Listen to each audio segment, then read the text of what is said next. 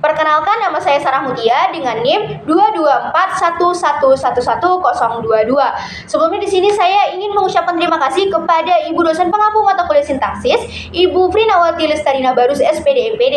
Nah, pada kesempatan kali ini saya ingin menuntaskan ujian tengah semester saya, di mana saya akan memaparkan fungsi sintaksis, subjek, predikat, objek, pelengkap, keterangan, disertai dengan beberapa contoh dan satu contoh kalimat ambigu.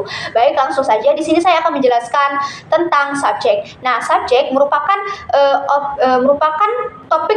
topik yang akan dibicarakan atau sesuatu yang melakukan tindakan. Nah, biasanya subjek ini berupa kata nomina, frasa nomina, ataupun klausa. Nah, biasanya subjek ini menjawab pertanyaan atas siapa plus predikat. Contohnya, Rina membaca buku. Siapa yang membaca buku? Rina. Kemudian masuk kepada predikat. Nah, predikat ini menjadi pokok utama dalam sebuah kalimat. Predikat ini berupa kata adjektif maupun kata verba. Nah, dia menjawab pertanyaan bagaimana plus subjek. Contohnya itu Rina membaca buku. Nah, bagaimana si Rina membaca buku. Kemudian masuk ke dalam objek. Nah, objek ini biasanya yang dikenai tindakan oleh subjek melalui predikat. Nah, jadi contohnya itu Rina membaca buku. Rina membaca apa? Buku. Buku ini menjadi objek. Namun, objek juga bisa menjadi subjek apabila kalimatnya difasifkan. Contohnya, Rina membaca buku menjadi buku dibaca oleh Rina. Nah, biasanya objek ini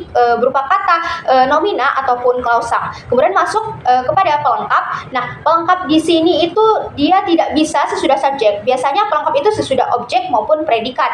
Nah, contohnya itu Rina membacakan adik buku cerita. Nah, jadi Rina membacakan adik buku cerita. Buku ceritanya ini menjadi pelengkap. Kemudian masuk kepada keterangan. Nah, biasanya keterangan ini diawali dengan kata depan, di, dan lain sebagainya. Nah, jadi keterangan ini dia bersifat fleksibel. Bisa di tengah, bisa di awal, dan bisa di akhir. Nah, jadi apabila keterangan pun tidak ada di dalam sebuah kalimat, kalimat itu akan tetap berdiri. Tidak akan mempengaruhi sebuah kalimat. Contohnya itu Rina membacakan adik buku cerita di kamar. Nah, jadi si Rina membacakan adiknya itu buku cerita di mana? Di kamar. Di kamar itu menjadi keterangannya.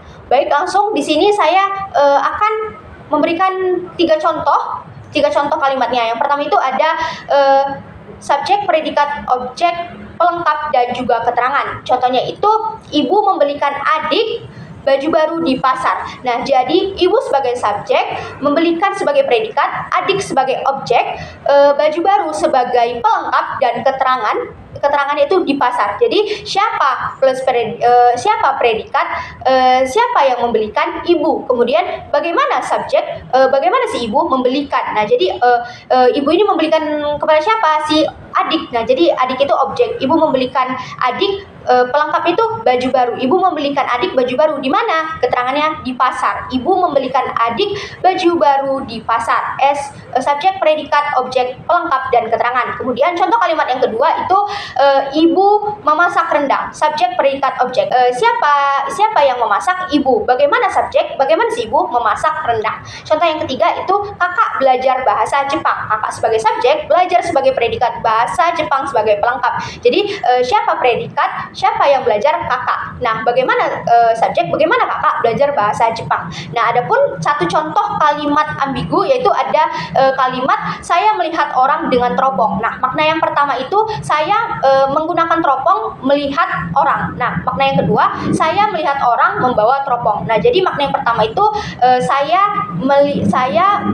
melihat orang dengan teropong. Nah, jadi saya sebagai subjek, melihat sebagai predikat, orang itu objek, dengan teropong menjadi keterangan, SPOK. Kemudian makna yang kedua itu ada saya melihat orang dengan teropong. Nah, makna yang kedua ini saya itu sebagai subjek melihat predikat, objeknya itu melihat orang dengan teropong. Nah, dengan dimaknai dia melihat orang ini membawa teropong. Jadi sekaligus menjadi objek. Jadi itu ada tadi dua makna. Jadi makna yang pertama SPOK, makna yang kedua SPO. Jadi sekian pemaparan fungsi sintaksis yang dapat saya paparkan. Terima kasih saya ucapkan kepada Ibu dosen pengampu mata kuliah sintaksis.